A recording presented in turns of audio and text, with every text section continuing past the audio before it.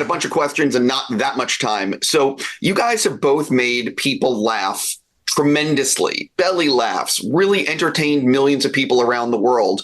But with Wrexham and the club, you're actually making a difference in people's lives and in the city's life because of the economic, what's happening with the club and people wanting to visit. So what is it like for the two of you? What does it feel like to actually have changed people's lives and impacted them like so deeply? I honestly, we talk about this, and I'm not just saying this to be coy, but we feel as though our lives have been changed so dramatically by the town and by the people of Wrexham, that's what we actually focus on more. And then it becomes a matter of like gratitude for to be welcomed into the community so much so that we are willing to invest not just economically, but emotionally into the success of the town as much as we possibly can. And to see that pay dividends has just been the honor and joy of my life. Yeah, and I don't see us as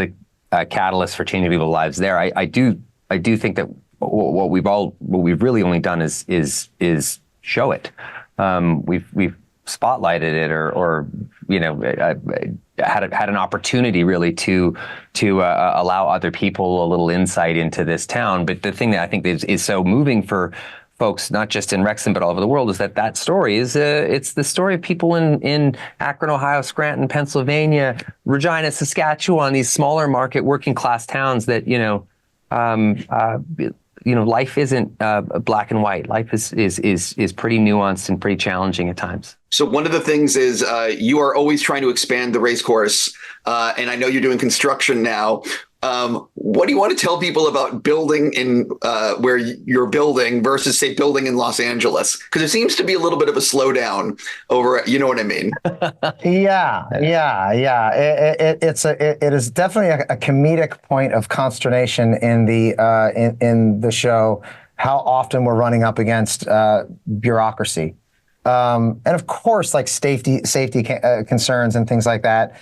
And all those regulations are there in place for a reason. But then there are some things that just seem like hurdles for hurdle's sake.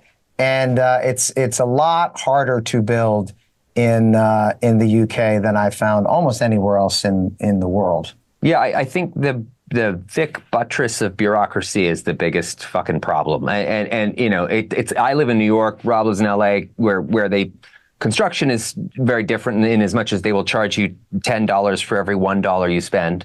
But in Wales, it really is a lot of red tape, and it's just sort of figuring out ways to tick all those boxes and make sure that every single bureaucrat is happy. What is right now? I know you're thinking about that the race course being about 16,000 seats when the addition that you're building now will be done.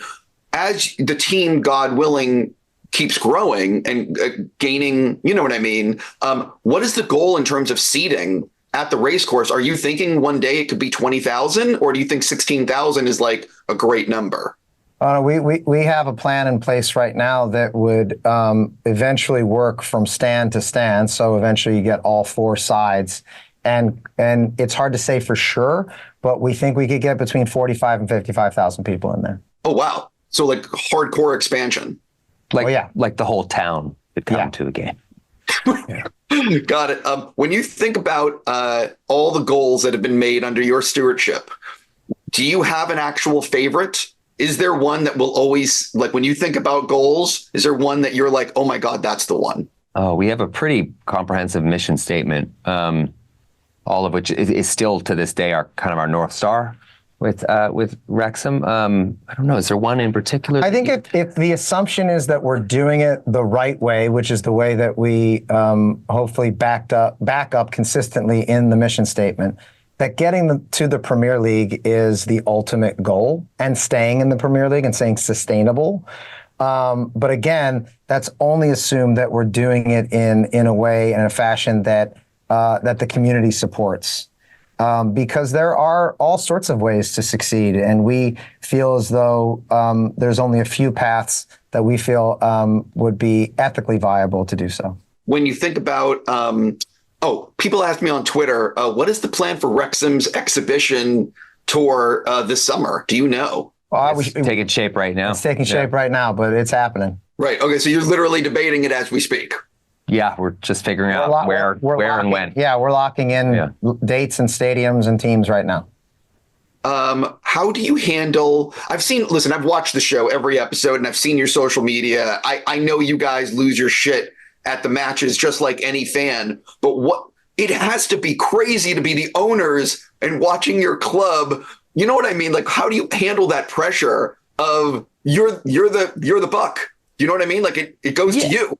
Yeah, I mean, yeah. Well, I mean, I've never really considered ourselves as owners necessarily. It's more like stewards of the club. But I'll say that when we win, it's got to feel 20% better than anything I've ever felt in my life. And then when we lose, which God forbid, it doesn't happen that often, thank God. But it's a pretty bottomless pit of despair for a little while. Hard to dig yourself out of. I don't know. What's your experience? Yeah, it actually is a good teaching moment for my 13 and 12-year-old because Daddy has to go through a moment of like being by himself, counting, meditating, so that I can be the best version of myself for the rest of the weekend. So it's a good thing for me to actually have to go through and practice what I'm preaching about fighting through adversity. And sometimes adversity is just being depressed or feeling bad about your team. When he's feeling that kind of rage if the club happens to lose again. Thankfully rare, but he takes it out on my kids, which is sort of an unexpected twist to this. I get them on the phone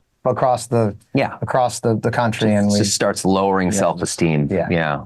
I understand. Listen, I already got to stop. I'm just going to say I'm really looking forward to how this season ends, and I really hope it is with you guys advancing to yet another, going up one more. Thank you so much. Great to see you again. Nice to see you, buddy.